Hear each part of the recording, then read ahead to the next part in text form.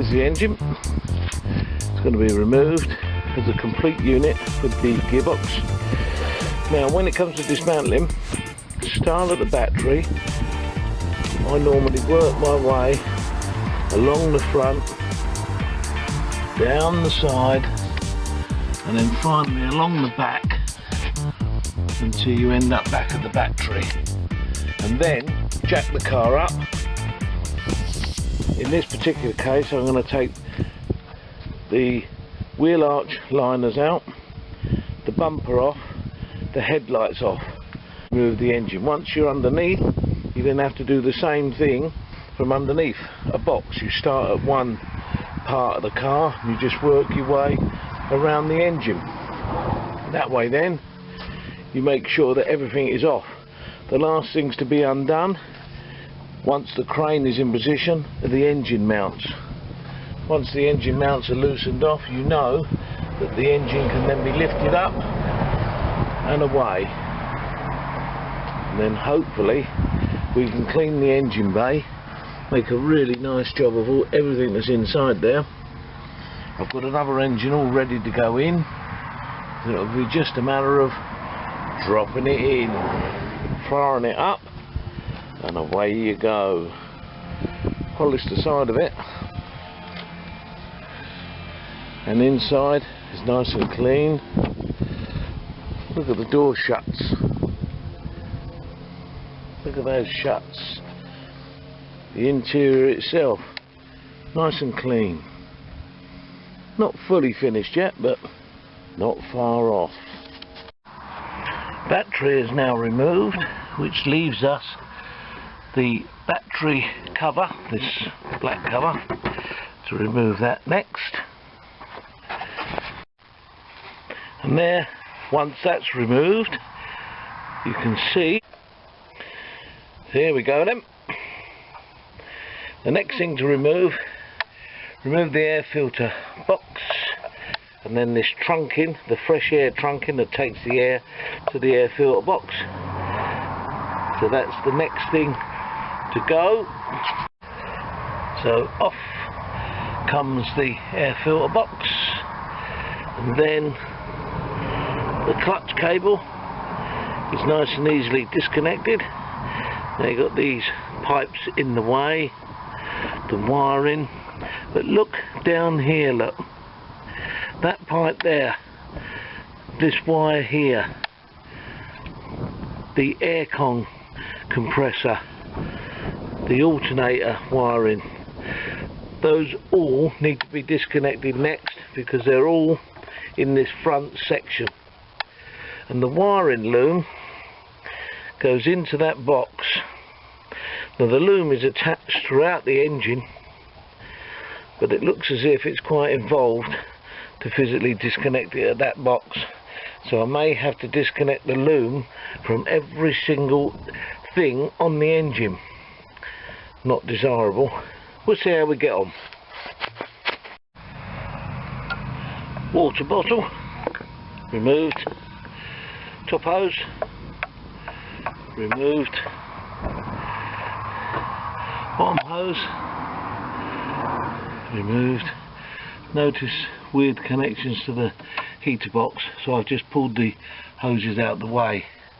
That's left us a little bit of clearance now in this area for us to hopefully disconnect the loom, so that we can get that bit of the loom completely disconnected and out the way, and that'll leave us just with the loom that's fixed to the engine. Remove the pipes, follow the wiring through, disconnect the wiring as much as you can. On this particular car, look, there's an aircon compressor, so I've disconnected the aircon compressor because I want to get into there to make sure that the engine can come out without the aircon compressor being compromised. So I'll probably have to remove the alternator so that when the engine comes up, the aircon compressor can lay where it is now, look, out the way. Little bit aggrieved to have to remove the alternator, but hey ho, not the end of the world. And strangely enough, this loom has a wire disappearing into the headlight. I wonder what on earth that does. So continuing to take things apart.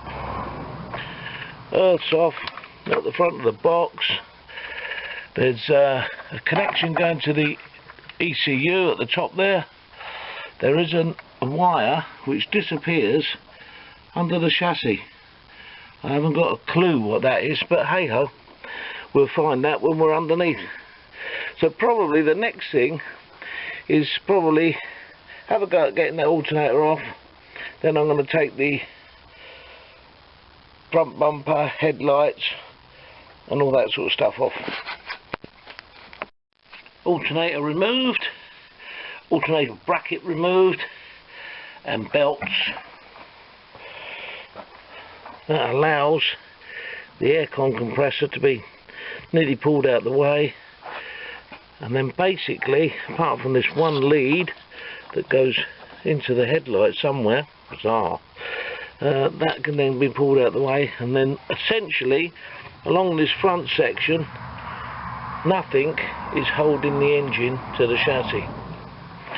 We come round here, I've disconnected the fuel line, so pretty much there's nothing apart from the mounting that's holding the engine to this side, not at the top here anyway. So just need to sort this wire out. Unfortunately it looks as if I'm going to take the headlights out before I can find out where it goes, so I'm going to do that now. Wheel arch trims off, front bumper off, headlights off.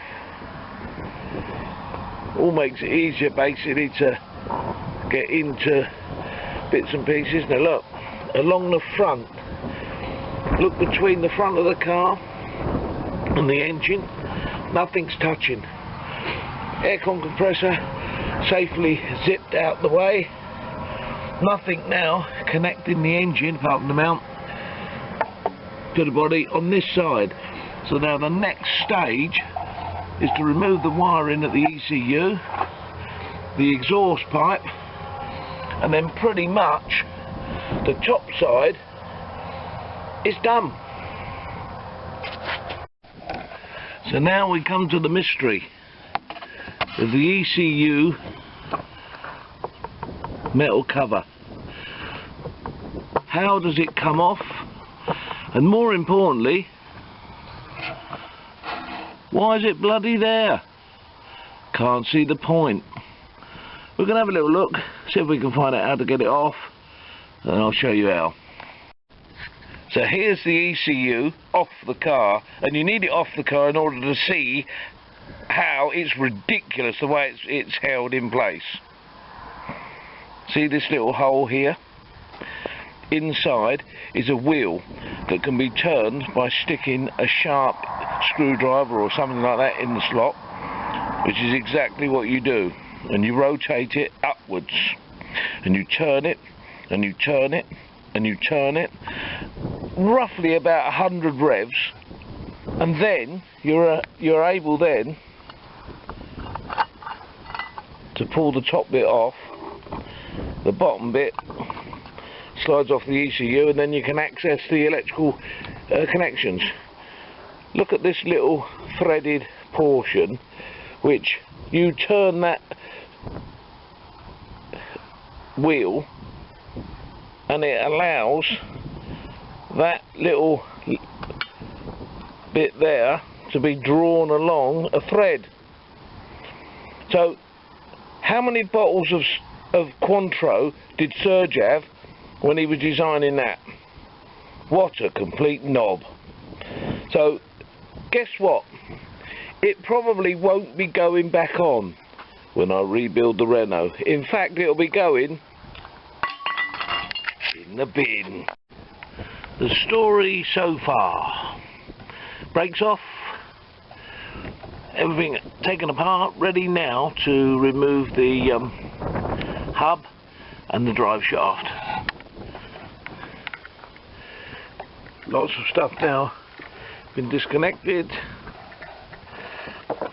Hub and drive shaft. Now what we're going to do here, disconnect these two. Disconnect these two here, look. Disconnect the trap rod end, ABS sensor, and then I'm going to withdraw the hub, complete with the drive shaft on this particular side, because this wheel bearing is knackered. So I'm going to take the hub off, complete with the drive shaft, and then do a wheel bearing replacement on that when it's off. Coming along bit by bit. Now ready to be pulled out. Everything's been disconnected this side. Everything's been disconnected this side. In fact, look, the engine's rocking on its bounce.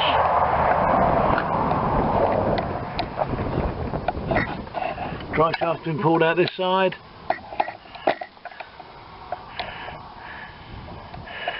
Everything's disconnected. Hub's been taken off.